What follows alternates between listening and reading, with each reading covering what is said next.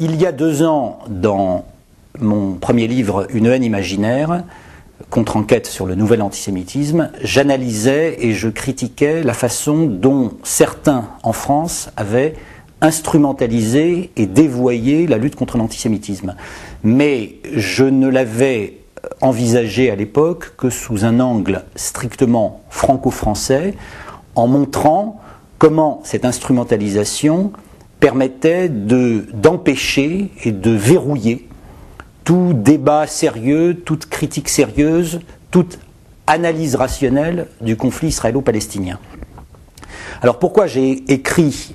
Les Nouveaux Désinformateurs, qui constituent en quelque sorte la suite de Une haine imaginaire? C'est parce que je me suis aperçu que cette instrumentalisation de la lutte contre l'antisémitisme ne constituait en réalité qu'une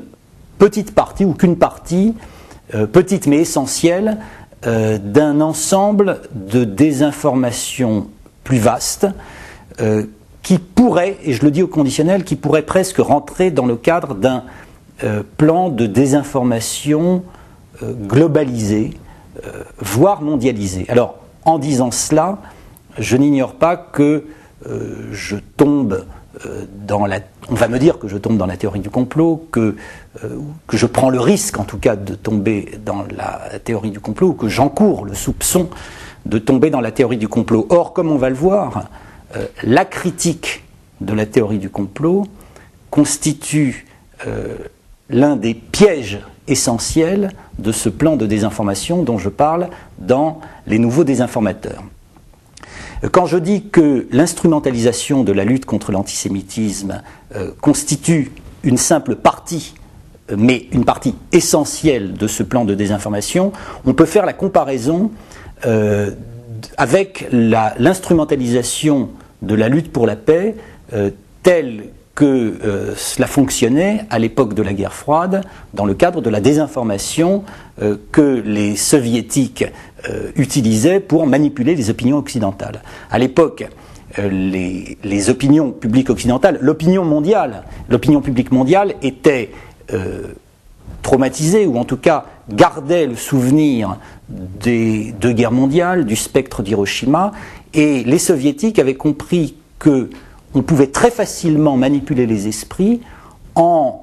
avançant, masqué, en brandissant le masque du discours pour la paix. Vous disiez « je suis pour la paix » à des opinions publiques mondiales traumatisées par la guerre, personne ne pouvait vous répondre, et toute personne qui essayait de vous répondre était automatiquement qualifiée de fauteur de guerre, c'est-à-dire d'interlocuteur totalement disqualifié dès le départ. Et cette lutte pour la paix, telle que l'utilisaient les soviétiques comme un levier de désinformation, se déclinait de plusieurs façons. C'était tous les thèmes en vogue dans les années 60-70, la lutte contre le racisme, la lutte pour les minorités, la lutte pour l'écologie, la lutte pour l'éducation, pour la santé, etc. Quand je dis que l'instrumentalisation de la lutte contre l'antisémitisme fonctionne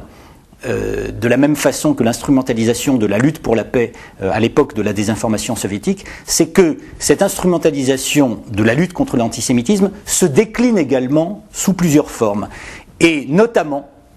sous la forme de cette critique de la théorie du complot. Qu'est-ce que c'est que la théorie du complot ?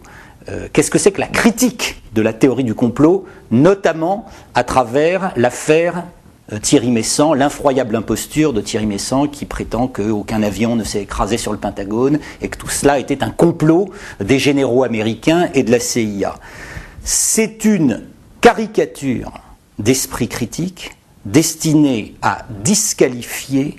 tout esprit réellement critique. Thierry Meyssan est devenu une espèce d'épouvantail que l'on brandit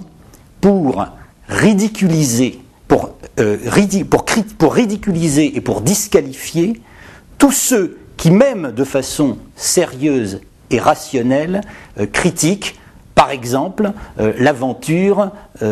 irakienne de George Bush et des néoconservateurs. Or, cette instrumentalisation de la théorie du complot, cette critique de la théorie du complot à travers le cas caricatural de Meyssan destiné à empêché tout débat sur la guerre en Irak et sur un certain nombre d'autres questions, se rattache également à l'instrumentalisation de la lutte contre l'antisémitisme. Il y a une référence explicite dans tous les travaux, entre guillemets, dans toutes les publications, les livres, les émissions de radio qui ont surinstrumentalisé le cas Messant, il y a une référence explicite, implicite et explicite au protocole des sages de Sion. Celui qui critique la théorie du complot, celui qui critique aujourd'hui la guerre en Irak, s'entend dire par messieurs Taguieff, Glucksmann, Bruckner, Romain Goupil, etc., s'entend dire « Ah, mais vous critiquez la guerre en Irak, vous êtes sans doute un émule de monsieur Thierry Messant, vous voyez des complots partout, comme autrefois